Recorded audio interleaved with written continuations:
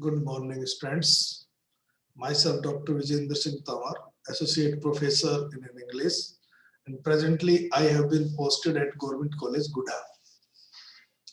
In the series of video lectures, which is being prepared by me, today's lecture is meant for the class BA parts first, subject English literature, paper first, and the topic which we are going to discuss in this video is the critical appreciation of Toru Dutt's famous poem, Our Casuarina Tree. This is the, you can say, video in which we are talking about the poet Toru Dutt. This is the sixth video on this poem, 3 in Hindi and 3 in English. This is the sixth. So I hope you will now know about Toru Dutt. Toru Dutt is the first important Indian poet who wrote in English. She was born in 1856 and died in 1877. That is, her lifespan was very short. She lived only for 21 years on this earth. But within the short lifespan, she did wonders in the field of literature. That is why she is regarded as one of the greatest English Indo-Anglian writer. She was a talented writer and her works has its own charm. That is why she is read and appreciated even today. Toru Dutt was a versatile genius. She was a poet, novelist, translator, and whatnot. Now, there is one thing which we should know about Toru Dutt, that when she was born in 1856, she was born in a Hindu family.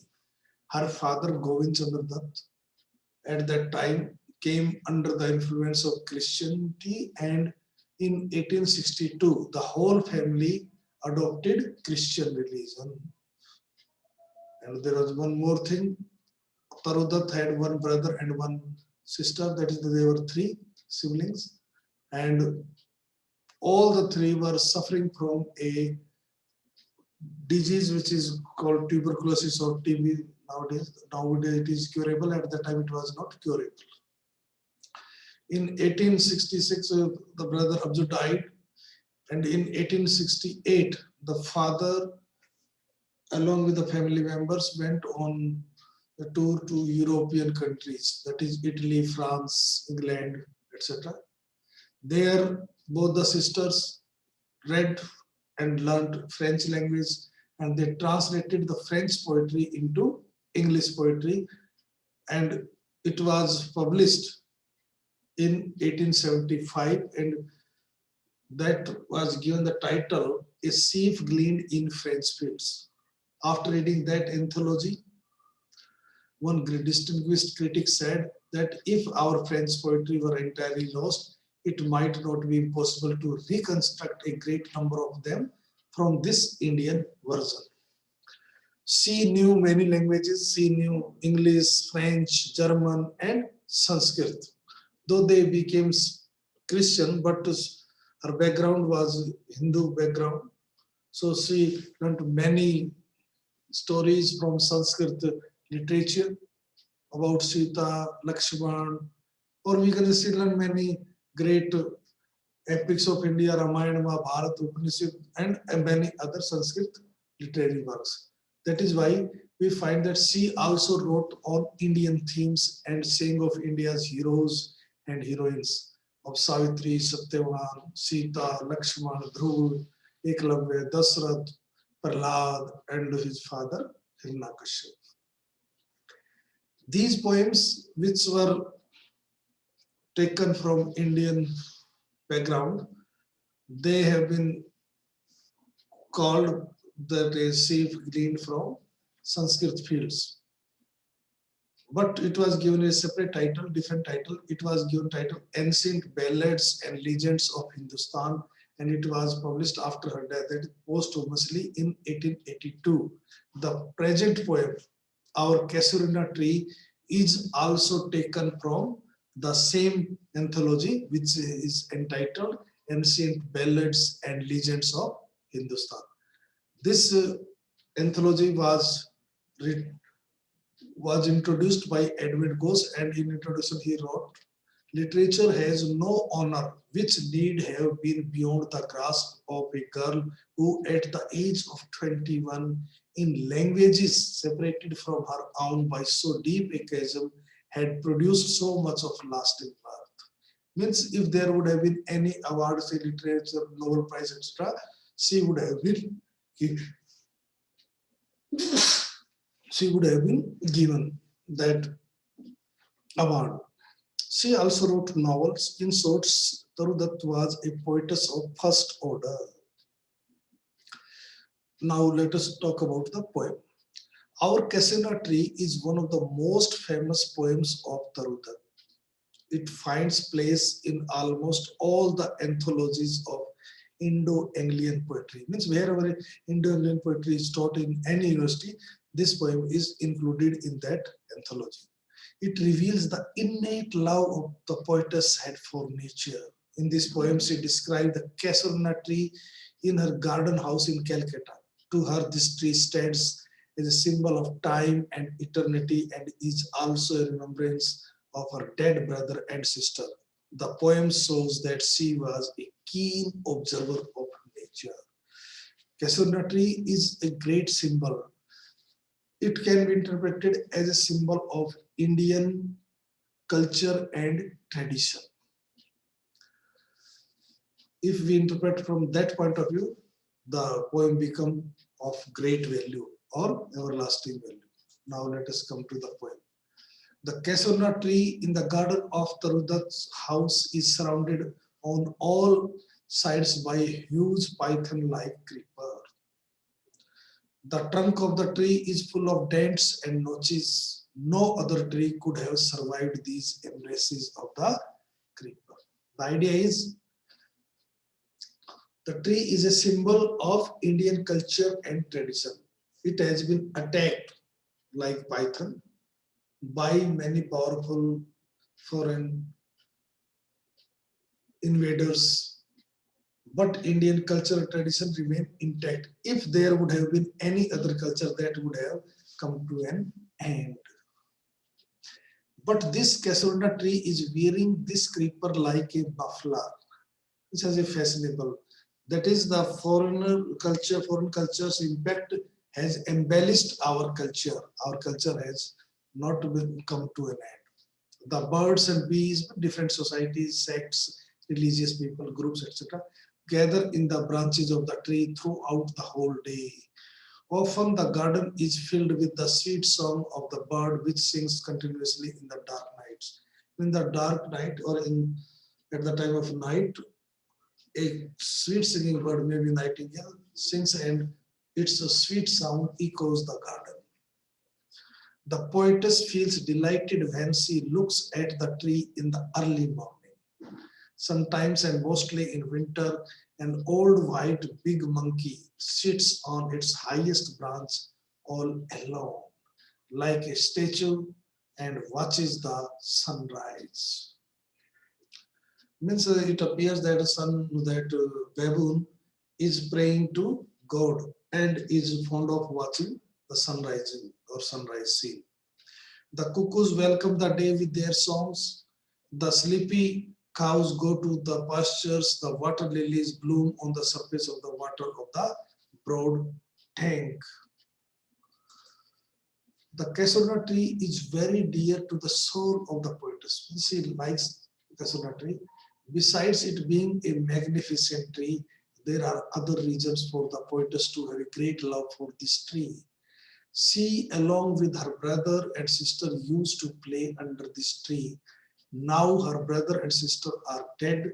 The tree is mixed with the memories of her dead brother and sister. Hence, she will always love this tree for the sake of those memorable associations.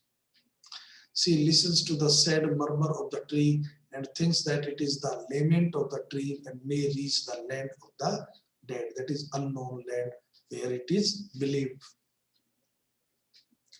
Means he likes the tree for two reasons. First is it is magnificent, beautiful, splendid. Okay. Then second reason is it is associated with the memory of her brother and sister. She used to play in their company under this tree. The tree, like the poetess, wailed for the untimely demise of the two children. Demise or death of the two children, that is her brother and sister, Abju and Arun.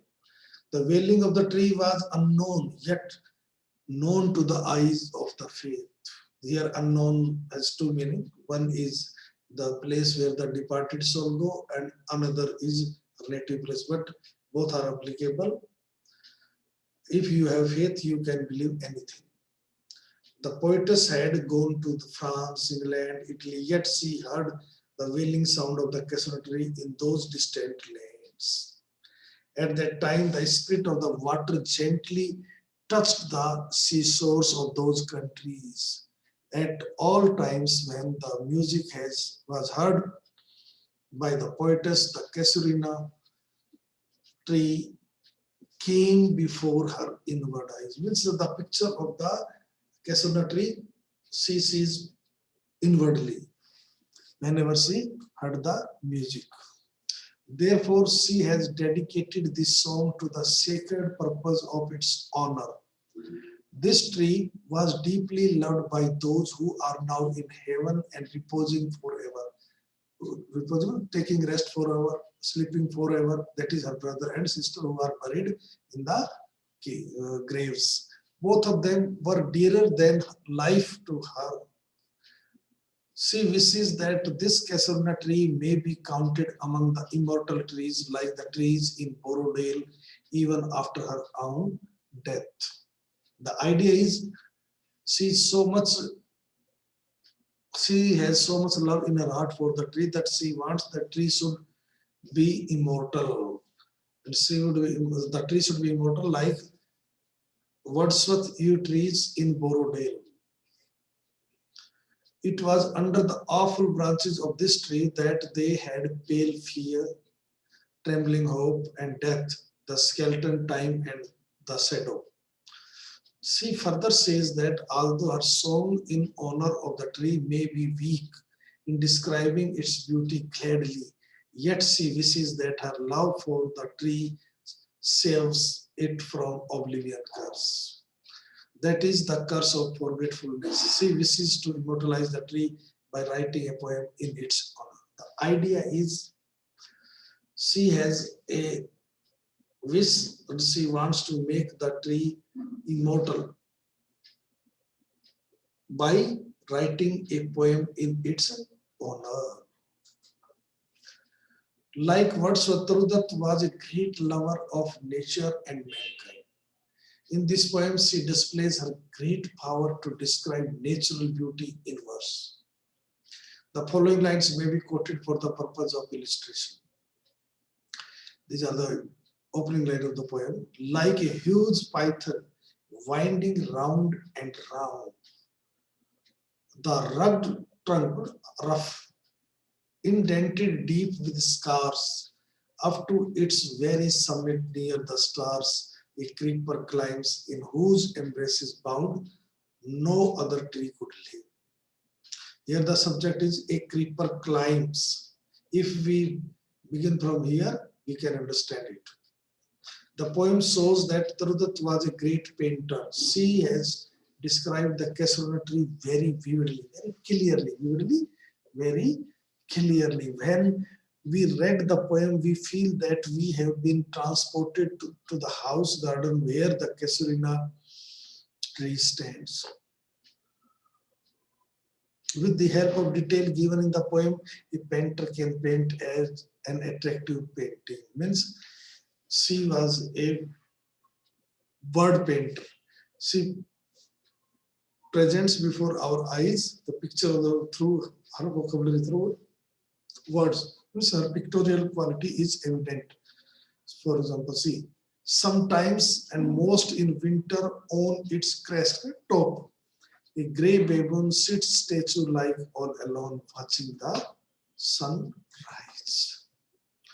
Toru Dutt had great love for her brother and sister, and her heart was full of tenderness. She had sweet and close association with the tree. She loved the tree because it was why, but not because of its magnificence. Dear is the Casuarina to my soul. Beneath it we have played, though years may roll past. O sweet companions, loved with love intense, for your sakes shall the tree be ever dear. The poetess has made apt use of personification to bring her point home to the readers. For instance, in the following lines, fear, trembling, hope, death, the skeleton, and time, the shadow. Fear, death, and time are personified as trembling hope, the skeleton, and shadow, respectively. Here, the poetess is seeking answers at a metaphysical level, but a philosophical level.